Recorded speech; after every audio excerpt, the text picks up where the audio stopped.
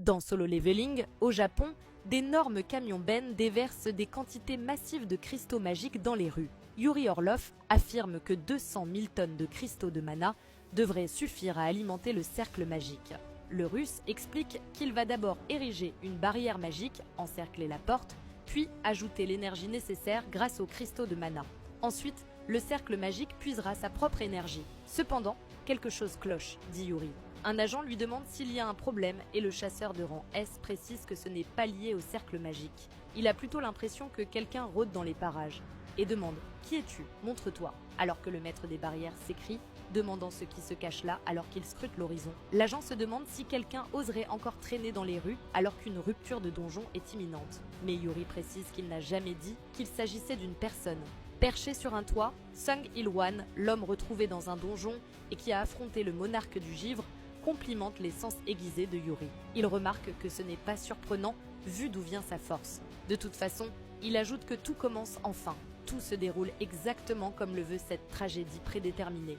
Pendant ce temps, les forces militaires japonaises et leurs machines de guerre sont en état d'alerte. Kanae demande à quoi sert l'armée, puisque leurs armes n'ont pratiquement aucun effet sur les monstres. Sugimoto lui explique que si Yuri Orlov échoue, ils devront gagner du temps pour permettre aux chasseurs de la première ligne de se préparer à l'affrontement.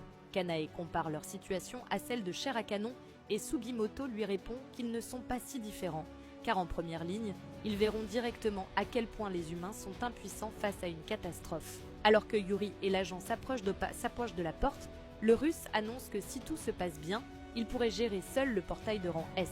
Il ajoute qu'il aimerait être reconnu comme l'homme qui a vaincu un portail de rang S en solo. Pourtant, il existe déjà un chasseur plus digne de ce titre.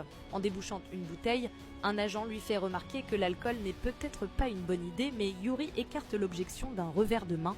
Il affirme qu'il s'agit simplement d'un toast pour détendre l'atmosphère avant de livrer le plus grand spectacle que les agents aient jamais vu. Il demande combien de chasseurs de rang S sont en attente et trouve qu'ils sont 15. C'est peu comme public, dit-il.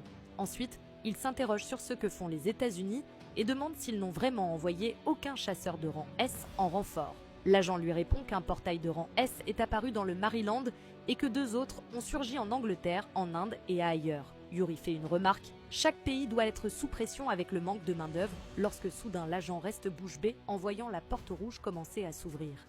Et l'arc continue, abonne-toi pour la suite.